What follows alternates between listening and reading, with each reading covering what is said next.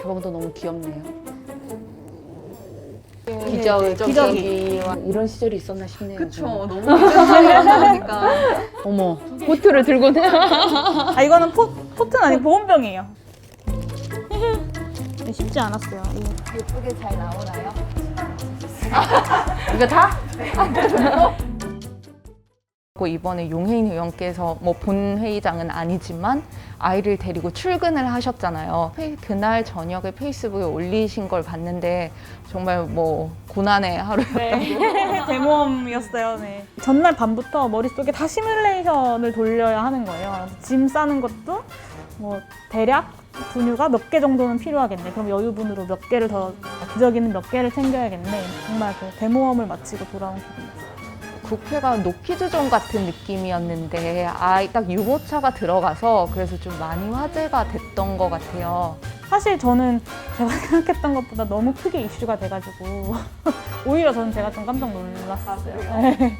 본회의장에 어떻게 국회에 아이를 데려올 수 있느냐라는 질문을 많이 받으면서 우리 사회가 아직 좀 육아에 대해서 굉장히 아직 사적인 것으로 치부하고 덜 중요한 것으로 치부하는구나. 그렇기 때문에 끊임없이 여성들에게 보이지 않는 곳에서 조용히 숨어서 육아할 것을 강요하고 있구나 라는 생각을 저는 좀 많이 했던 것 같아요.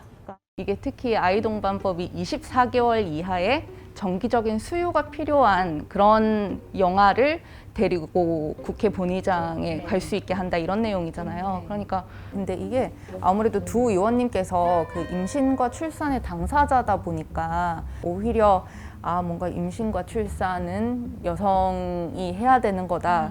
이렇게 오히려 좀 그런 고정관념이 고착화되는 효과도 있을 것 같다는 제 생각이 들더라고요. 저도 이번에 이제 국회에 출근을 하면서 제가 아이와 함께 출근을 했던 게 어떤 엄마 국회의원의 좀 이색적인 출근 정도로만 좀 많이 이야기되는 것이 개인적으로 좀 굉장히 속상하기도 했고 또 아쉽기도 했는데요.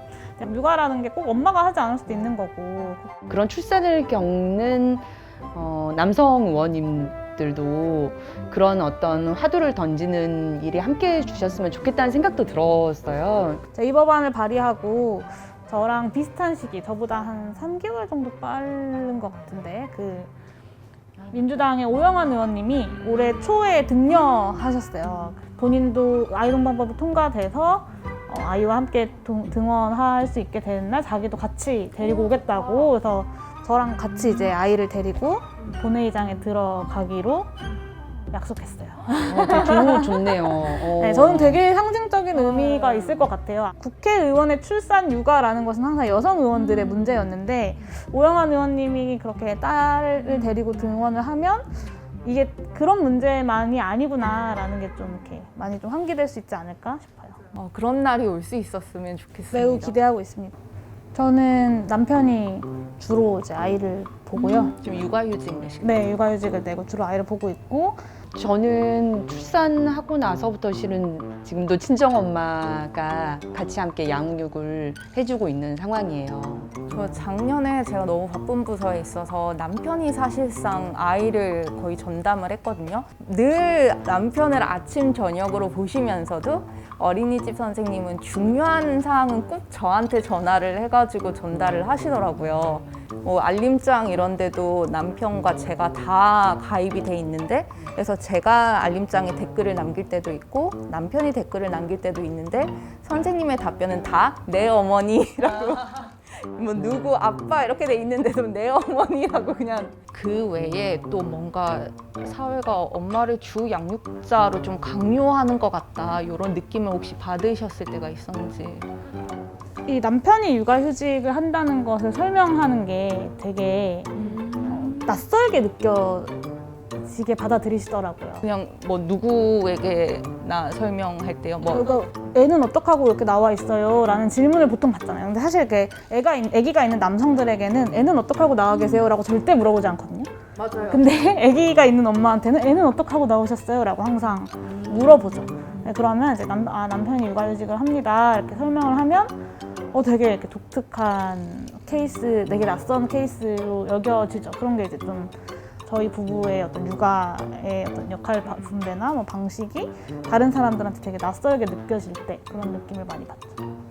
수유실 같은 것도 남성들이 쓸 수 있는 수유실은 잘 없잖아요.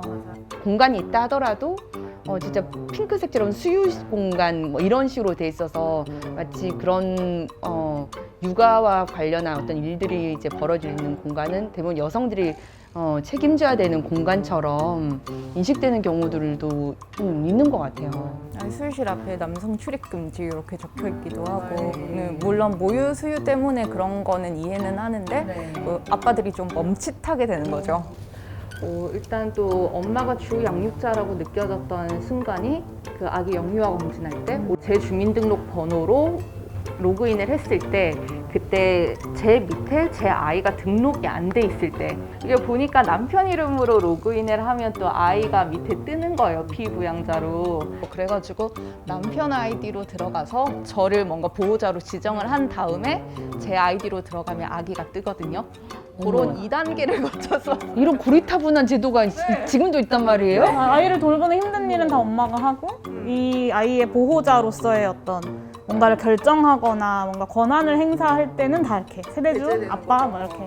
당연히 엄마도 아빠도 주 양육자인데 아빠를 검색했을 때는 되고 엄마를 검색했을 때는 아이가 뜨지 않는다는 건 진짜 너무 정말 황당한 사실인 것 같아요. 그건 사실 정말 그렇게 어려운 시스템도 아닐 텐데. 네, 그거 온라인으로 안 해봐서 몰랐어요. 그래서 저는 세대주를 저로 했어요. 근데 우리나라에서는 그 부부 육아휴직을 장려하기는 하지만 여성이 쓰고 나서 두 번째 쓰는 육아휴직의 인센티브가 있어요.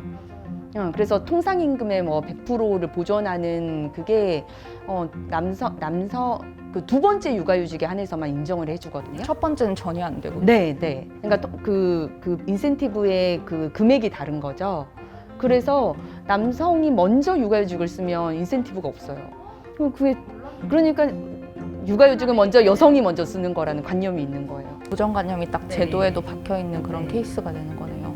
그게 자꾸 남성들이 육아를 전담하는 건 굉장히 이례적이고 조금 더 남성들이 뭔가 희생하고 헌신하는 그런 개념처럼 인식되고 있는 게 조금 있는데 그게 이제 아빠 육아휴직 사용률 자체가 워낙 저조하기 때문에요. 실은 대기업이 아닌 이상해야 일반 직장에서 남성들이 먼저 육아휴직을 쓴다는 건 굉장히 이례적인 것처럼 지금도 여전히 인식되고 있잖아요.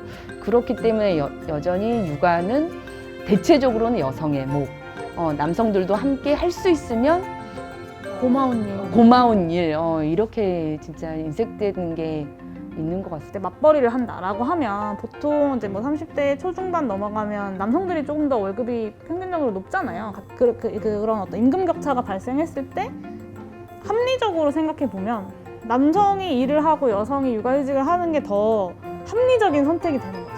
돈을 더 벌 수 있으니까. 근데 이런 조건들이 사실은 육아는 여성이 하는 거야 라는 고정관념도 있지만 계속해서 육아를 여성들이 하게 만드는 조건인 것 같기도 해요.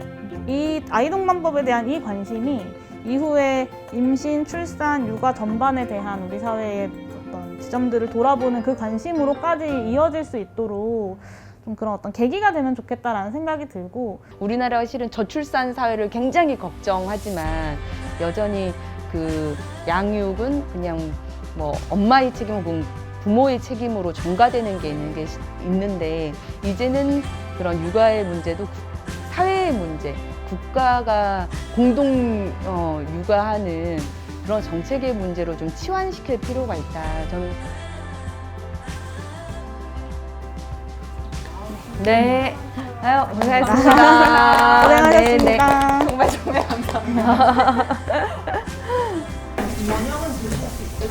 아, 네, 저 7시 일정이어서 잠깐